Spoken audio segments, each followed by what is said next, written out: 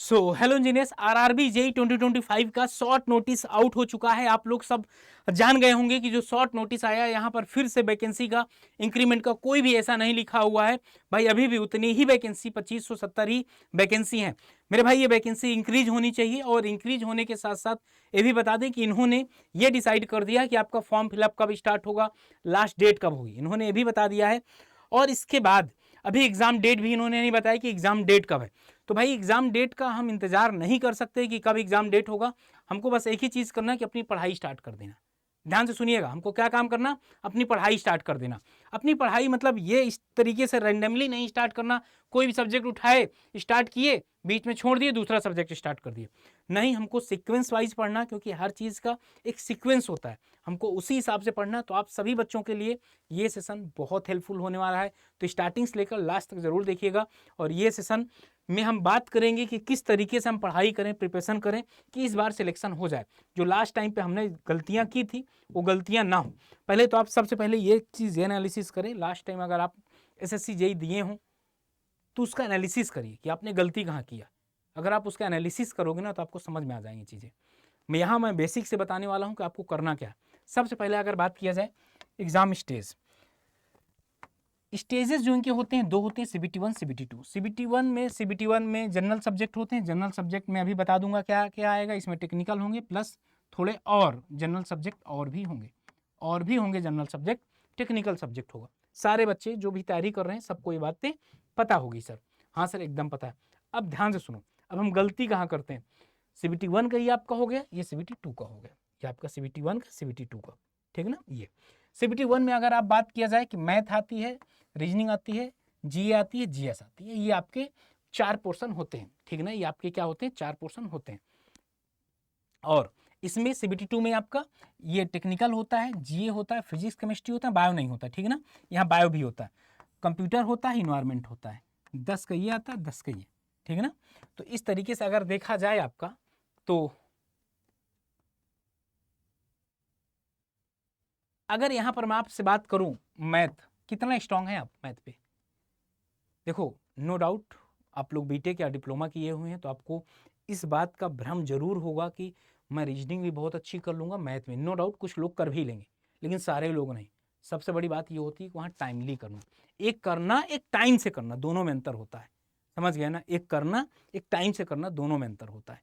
तो यहाँ पर क्या है आपको, और यहाँ पर तो आपको भाई टाइम से मैथ में बहुत ज़्यादा टाइम नहीं दे सकते, पता है आप मैथ में बहुत ज़्यादा टाइम नहीं ले सकते, ना तो रीजनिंग सॉल्व करने में ले सकते। ये दोनों आप कब सॉल्व कर पाएंगे, जब आपको प्रैक्टिस होगी। प्रैक्टिस कब आएगी, जब आपके कॉन्सेप्ट क्लियर होंगे। यहाँ पर कॉन्सेप्ट क्लियर करना बहुत ज़्यादा जरूरी है। सीबीटी 1 में बच्चे यहीं से लीड ले जाते हैं। कुछ बच्चे होते हैं कि अरे मैथ हो जाती है भाई, जोड़ घटाना वो दूसरी चीज़ है भाई, कर आप लोगे। बहुत ऐसी टेक्निक होती है उसके माध्यम से आप जल्दी कर लेंगे। रीजनिंग की भी सेम चीज़ है। जनरल अवेयरनेस तो भाई इसका कोई भरोसा नहीं है। जनरल साइंस में भी आप लोग कर ले जाएंगे, लेकिन जनरल अवेयरनेस में आपको ऐसा लगेगा भाई आता सब कुछ है और एग्जाम में पता चलता है कि एक क्वेश्चन भी नहीं आया, एक क्वेश्चन भी नहीं आया, आता सब कुछ है। तो ये सारी चीज़ें हैं। तो जनरल अवेयरनेस जो है आपको ये डेली पढ़ना, इसमें बहुत ज़्यादा फोकस नहीं होना, समझ गए ना। डेली पढ़ना है, 1 से 2 घंटे लगे रहना, बस हो गया। इसमें क्या करना है, लगे रहना है। जनरल साइंस की अगर बात किया जाए, साइंस भी आपको एक बार पढ़ना होगा, ये आपको डेली पढ़ना। तो ये आपका सीबीटी 1। अब आप यहाँ से अपने से देख सकते हैं कि आपका रीजनिंग तैयार है बहुत अच्छे से, तो क्वेश्चन प्रैक्टिस कर लो। मैथ आप पहले से पढ़ चुके हैं किसी के लिए, क्वेश्चन प्रैक्टिस कर लो। जनरल अवेयरनेस डेली का डेली पढ़ना है, डेली 1 घंटे इसको देना है। जनरल साइंस को डेली 1 घंटे देना। फिजिक्स केमिस्ट्री बायो, फिजिक्स तो आप समझ जाएंगे तुरंत, एक बार में पढ़ के क्लियर हो जाएगा। 10-12 घंटे का है, इससे ज़्यादा थोड़ा नहीं है। थोड़ा सा चूँकि हम लोगों का केमिस्ट्री और बायो ये छोड़े हुए समय हो गया, तो इसमें थोड़ा सा हमको समय देना होगा। तो आप किसी सब्जेक्ट को छोड़ नहीं सकते, पहले बात बता दूं, इसमें किसी भी सब्जेक्ट को आप छोड़ नहीं सकते, किसी भी सब्जेक्ट को छोड़ नहीं सकते। टेक्निकल में अगर बात की जाए, यही जनरल अवेयरनेस यहाँ पर काम आ जाएगा, यही साइंस यहाँ पर काम आ जाएगी।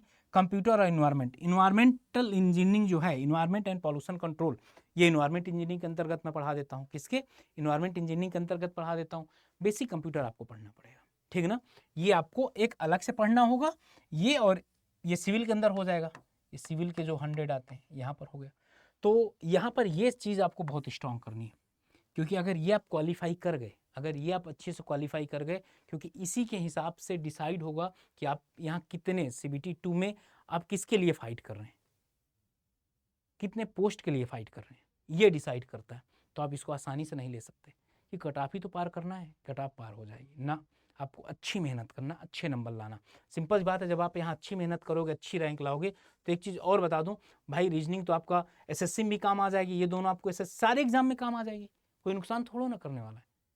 आप ये टारगेट बनाकर चलिए, आपके पास 3 महीने हैं, बस 3 महीने में आपको करना। क्या आपको 3 महीना है, 3 महीने में हो जाएगा,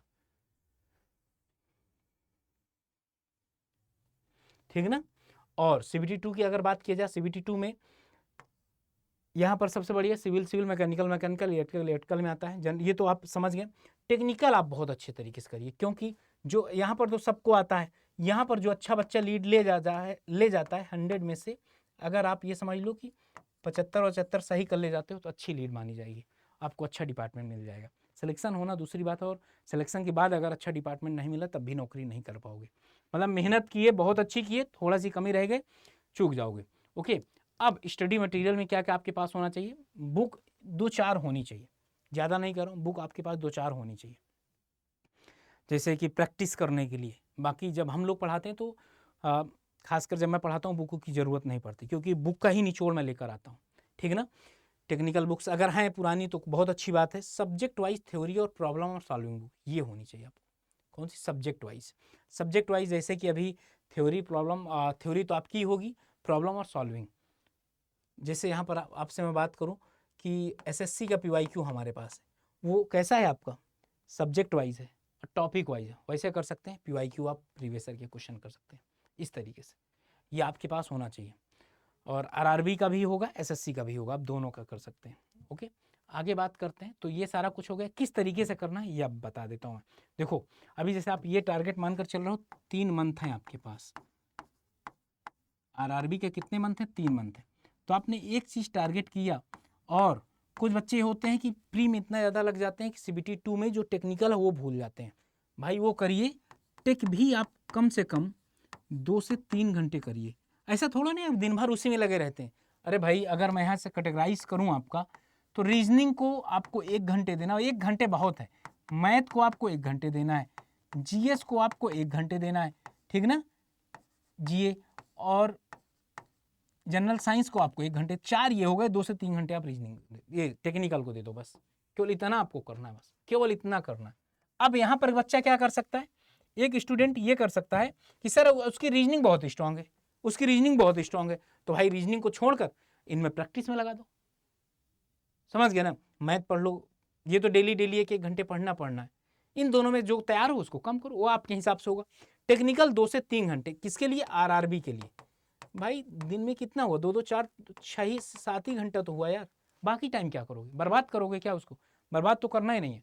तो इसमें भी आप कर सकते हैं कि टेक्निकल के 2 सब्जेक्ट एटलीस्ट लगातार चलते रहना चाहिए, ठीक है ना, स्किप नहीं करना। तो ये सारा कुछ आपका हो गया। सबसे पहले आप एक नोट्स बनाइएगा। नोट्स में रीजनिंग में कुछ लिखने लायक है नहीं, मैथ के कुछ बुलेट पॉइंट हैं या ट्रिक वाले पॉइंट हैं, ये आप क्लियर कर लीजिएगा। जो ट्रिक है ना, ये आप क्लियर कर लीजिएगा, जो ट्रिक वाले पॉइंट्स हैं ना, ये आप क्लियर कर लीजिएगा, ठीक ना। और यहाँ बचा टेक में आप ना 2 से 3 घंटे आपको पढ़ना है, और सब्जेक्ट सारे पढ़ने हैं। कॉन्सेप्ट पहले कर लीजिए, इसके बाद सारा कुछ। तो यहाँ पर आपने सीख लिया होगा 3 महीने में क्या करना।